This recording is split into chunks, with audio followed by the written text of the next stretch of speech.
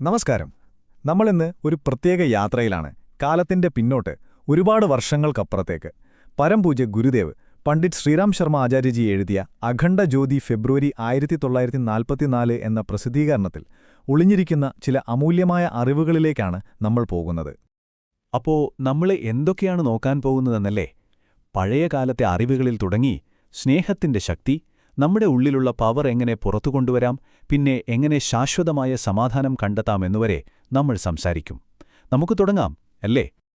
ഒന്ന് ആലോചിച്ചു നോക്കൂ. നമുക്ക് ചുറ്റും എത്രയെത്ര അവസരങ്ങളാണ്. എന്നിട്ടും ചിലപ്പോഴൊക്കെ എല്ലാം ഉണ്ടായിട്ടും എന്തോ ഒരു കുറവ് പോലെ നിങ്ങൾക്ക് തോന്നിയിട്ടുണ്ടോ? ഈ ചോദ്യമാണ് നമ്മുടെ ഇന്നത്തെ ഈ ഒരു വിശകലനത്തിന്റെ കാതൽ. ഒരുപക്ഷെ നമ്മൾ ഈ ചോദ്യങ്ങൾക്കുള്ള ഉത്തരം തേടേണ്ടത് പുതിയ കാര്യങ്ങളിലായിരിക്കില്ല. ചിലപ്പോഴത് ഒരുപാട് കാലം മുൻപേ തന്നെ എഴുതിവെച്ച കാര്യങ്ങളിലായിരിക്കും. നമുക്ക് ആ പഴയ താളുകളൊന്ന് മറിച്ചു നോക്കാം. അതേ, ഏകദേശം 80 വർഷം മുൻപുള്ളൊരു പ്രസിദ്ധീകരണത്തിൽ നിന്നാണ് നമ്മളിത് മനസ്സിലാക്കാൻ ശ്രമിക്കുന്നത്. ആലോചിച്ചു നോക്കൂ, അന്ന് പറഞ്ഞ കാര്യങ്ങൾക്ക് ഇന്നും എത്രത്തോളം പ്രസക്തിയുണ്ടെന്ന്. നമ്മുടെയൊക്കെ ഒരു പ്രശ്നമാണല്ലേ, കൂടുതൽ വേണം, ഇനിയും വേണം എന്നുള്ളൊരു തോന്നൽ. പക്ഷേ ഈ കൂടുതൽ എന്ന ചിന്ത നമ്മളെങ്ങോട്ടാണ് കൊണ്ടുപോകുന്നത്? ഭൗതികവാദം എന്ന് പറയുന്ന ആ കെണിയെക്കുറിച്ചാണ് നമ്മളിനി സംസാരിക്കാൻ പോകുന്നത്. എന്തൊരു ശക്തമായ വാക്കുകളാണിതല്ലേ! വെറുതെ പണമുണ്ടാക്കാനും വയറ് നിറയ്ക്കാനും മാത്രമുള്ളതാണോ മനുഷ്യന്റെ ജീവിതം? ഇത് നമ്മളെ ശരിക്കും ഇരുത്തി ചിന്തിപ്പിക്കും. ഇതിനപ്പുറം ജീവിതത്തിന് വലിയൊരു അർത്ഥമുണ്ടെന്ന് നമ്മളെ ഓർമ്മിപ്പിക്കുകയാണ് ഈ വാക്കുകൾ. ഇവിടെ നോക്കൂ, സന്തോഷത്തിലേക്ക് 2 വഴികളുണ്ട്. ഒന്ന് എല്ലാം വെട്ടിപ്പിടിക്കാനുള്ള വഴി. അത് നമുക്ക് ഉത്കണ്ഠയും അസൂയയും താൽക്കാലിക സന്തോഷവുമൊക്കെ തരും. പക്ഷെ മറ്റേ വഴി, ലാളിത്യത്തിന്റെ വഴി, അത് നമുക്ക് സമാധാനവും സംതൃപ്തിയും എന്നേക്കും നിലനിൽക്കുന്ന സന്തോഷവുമാണ് തരുന്നത്. ഇതിനെയാണ് അപരിഗ്രഹം എന്ന് പറയുന്നത്. അപ്പോ എന്താണ് ഈ അപരിഗ്രഹം? സിമ്പിളായി പറഞ്ഞാൽ, ആവശ്യമില്ലാത്ത ഒന്നിനോടും ഒരു അറ്റാച്ച്മെന്റ് വെക്കാതിരിക്കുക, കയ്യിലുള്ളതുകൊണ്ട് സന്തോഷമായിരിക്കുക, അത്രയുള്ളൂ. ഇതാണ് ഒരു സമാധാനപരമായ ജീവിതത്തിന്റെ അടിത്തറ. ഈ അത്യാഗ്രഹത്തിനും നമ്മൾ അനുഭവിക്കുന്ന അസംതൃപ്തിക്കുമൊക്കെ ഒരു മരുന്നുണ്ടോ? ഉണ്ട്. അതാണ് സ്നേഹം, സാർവത്രികമായ സ്നേഹം. ഇവിടെ സ്നേഹം എന്ന് പറയുമ്പോൾ വെറുമൊരു ഫീലിംഗ് മാത്രമല്ല കേട്ടോ. നമ്മളെയൊക്കെ ഒരുമിച്ച് നിർത്തുന്ന, ഈ സമൂഹത്തെ തന്നെ പിടിച്ചു നിർത്തുന്ന ഒരു വലിയ ശക്തിയായിട്ടാണ് അതിനെ കാണുന്നത്. ഒരു ദൈവീകമായ തത്വം. ശരി, ഇതൊക്കെ നല്ല കാര്യങ്ങൾ. പക്ഷേ എങ്ങനെ ഇതൊക്കെ ജീവിതത്തിൽ കൊണ്ടുവരും? അതിന് കുറച്ച് ട്രെയിനിങ് വേണം, കുറച്ച് ഡിസിപ്ലിനും. നമ്മുടെ ഉള്ളിലുള്ള ശക്തിയെ പ്രയോജനപ്പെടുത്തണം. ഏകാഗ്രത എന്ന് കേൾക്കുമ്പോൾ വെറുതെ ശ്രദ്ധിക്കുന്ന കാര്യം മാത്രമല്ല ഓർക്കേണ്ടത്. അതൊരു തരം സൂപ്പർ പവർ പോലെയാണ്. നമ്മുടെ ഉള്ളിൽ ഒളിഞ്ഞുകിടക്കുന്ന ഒരു വലിയ എനർജി. അത് ശരിയായി ഉപയോഗിക്കാൻ പഠിച്ചാൽ നമുക്ക് അത്ഭുതങ്ങൾ ചെയ്യാൻ പറ്റും. അപ്പോൾ ഈ ശക്തിയെ എങ്ങനെ പുറത്തു കൊണ്ടുവരാം? ഒന്ന്, മനസ്സിനെ ഫോക്കസ് ചെയ്യുക. പുറത്തുള്ള കാര്യങ്ങളിൽ നിന്നൊക്കെ ശ്രദ്ധയൊന്ന് ഉള്ളിലേക്ക് കൊണ്ടുവരിക. പിന്നെ നമ്മുടെ ആഗ്രഹങ്ങളെ നിയന്ത്രിക്കാൻ പഠിക്കുക. ബ്രഹ്മചര്യം എന്ന് പറയും. അതുപോലെ ശബ്ദത്തിന് പോലും വലിയൊരു ശക്തിയുണ്ട്.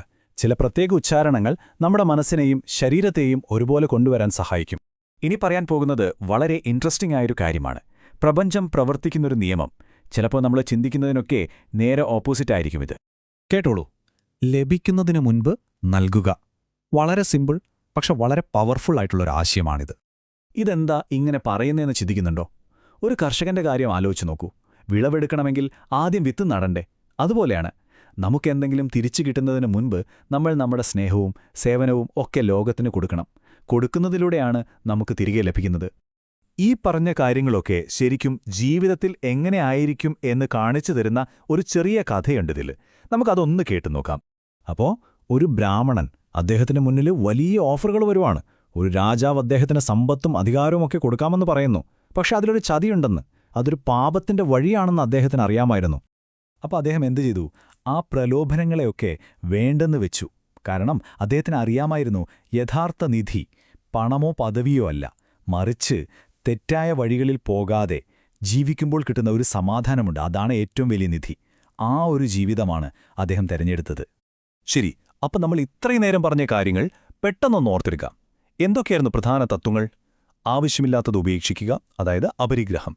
പിന്നെ എല്ലാവരെയും സ്നേഹിക്കുക, കിട്ടുന്നതിന് മുൻപ് കൊടുക്കുക, ഒരു സ്വാർത്ഥതയുമില്ലാതെ സേവനം ചെയ്യുക. പിന്നെ എപ്പോഴും ശരിയായ വഴി, അതായത് ധർമ്മത്തിന്റെ വഴി തിരഞ്ഞെടുക്കുക. ഇതൊക്കെ എങ്ങനെ ജീവിതത്തിൽ കൊണ്ടുവരാം?